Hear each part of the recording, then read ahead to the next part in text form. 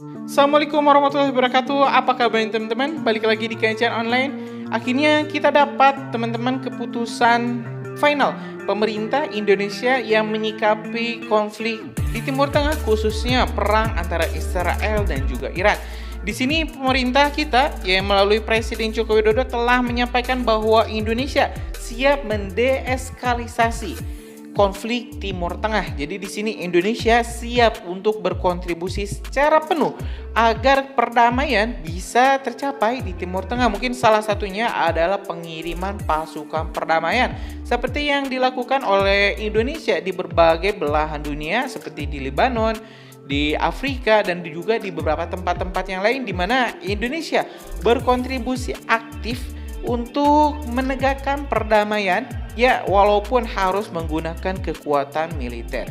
Informasi ini teman-teman kita dapat dari Antara di artikel yang berjudul Presiden Joko Widodo nyatakan sikap deeskalasi RI hadapi konflik Timur Tengah.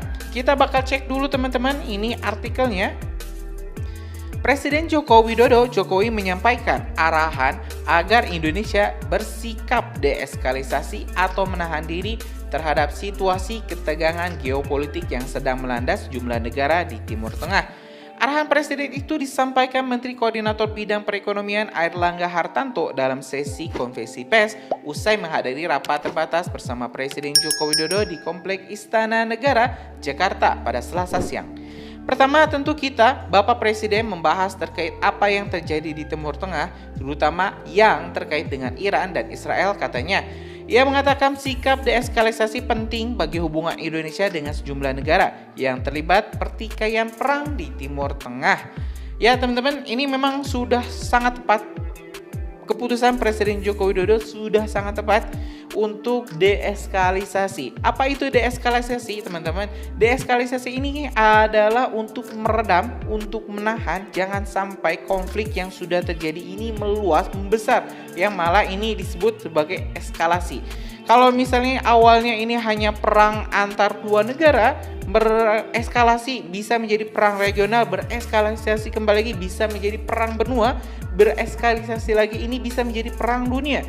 Nah, deeskalasi ini menahan agar kedua belah pihak ini bisa mengadakan gencatan senjata sehingga tidak menjadi perang yang lebih besar lagi, dan Indonesia ini adalah salah satu negara yang mengajukan deeskalasi antara konflik Israel dan juga Iran. Saya sangat sepakat dengan yang Presiden Joko Widodo pilih karena memang teman-teman walaupun Indonesia jauh ya, sangat jauh dari Iran, sangat jauh dengan Israel, ternyata Indonesia ini tetap diperebutkan oleh negara-negara besar. Contohnya saja Amerika Serikat, Rusia, dan Cina.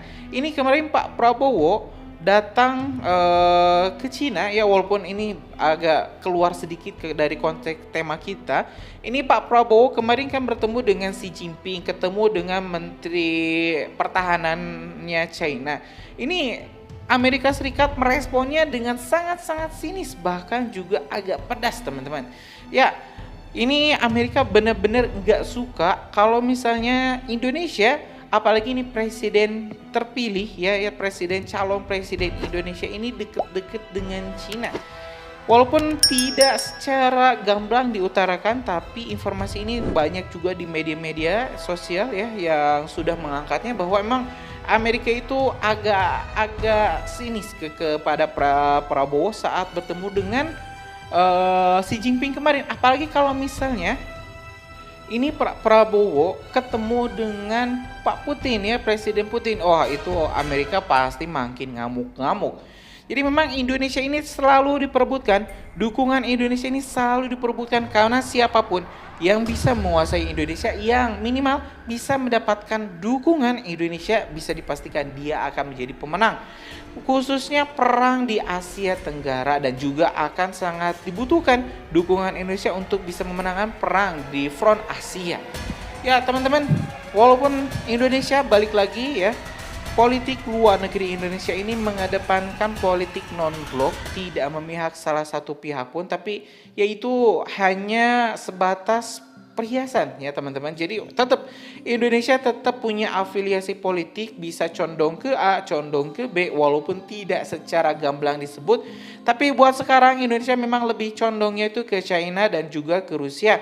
Walaupun juga kita masih menjaga hubungan baik dengan Amerika, tapi berbagai proyek-proyek kerjasama strategi sampai saat ini malah dibiayai oleh China, bukan oleh negara-negara barat yang malah sering mengsketakan Indonesia di WTO, di berbagai forum-forum internasional karena kitanya dianggap ngeyel, nggak mau nurut kemauan negara-negara barat. Kita lanjut dulu teman-teman artikelnya. Mohon maaf jadi panjang lebar. Dalam kesempatan itu, Presiden Joko Widodo juga menginstruksikan Kemenko Perekonomian untuk menyusun berbagai skenario mitigasi terhadap potensi defisit keuangan negara akibat konflik Timur Tengah. Kami mereform struktur dan menjaga ekspektasi investor dan memperkuat daya saing dan juga investasi jangka panjang di Indonesia. Jadi kepastian itu yang harus dijaga katanya. Pada kesempatan yang sama, Menteri Luar Negeri Retno Marsudi juga ikut dalam agenda rapat tersebut, mengatakan Indonesia sangat khawatir melihat perkembangan situasi di Timur Tengah. Kita yakin bahwa eskalasi tidak akan membawa manfaat bagi siapapun, ujarnya. Presiden Joko Widodo juga berpesan kepada seluruh Kementerian Luar Negeri RI untuk terus melakukan upaya diplomatik agar pihak-pihak terkait dapat menahan diri dan dapat menghindari eskalasi. Jadi sekarang masing-masing pihak sudah mulai menghitung jika terjadi eskalasi maka dampaknya seperti apa masing-masing negara, baik harga minyak, harga kebutuhan yang lain maupun nilai tukar dolar sebagainya, katanya. Selain Airlangga Hartarto dan Retno Marsudi turut hadir dalam agenda rapat terbatas yang berlangsung sekitar 2 jam sejak pukul 10 waktu Indonesia Barat, itu adalah Menteri Koordinator Bidang Politik, Hukum dan Keamanan Hadi Cahyanto dan Gubernur Bank Indonesia Peri Warjiono. Ya, ini memang yang paling ditakutkan teman-teman dari konflik Israel dan juga Iran adalah melambungnya harga minyak dan berimbas ke kebutuhan-kebutuhan pokok lainnya. Kita bisa bayangkan kalau misalnya seluruh Timur Tengah fokus berperang, sibuk berperang, maka ini seluruh dunia nggak akan kebagian minyak. Yang nggak akan cukup teman-teman semua. Akhirnya apa? Nanti minyaknya bakal berebut, tiap negara bakal berebut untuk memborong ya minyak. Ini terjadi kepanikan, ya harga minyak bakal naik gila-gilaan. Dan Indonesia dipastikan gak akan mampu untuk subsidi. Kita dipastikan bakal beli minyak dengan harga yang lebih mahal saat ini. Mungkin di Shell ngejual harga 18, 19.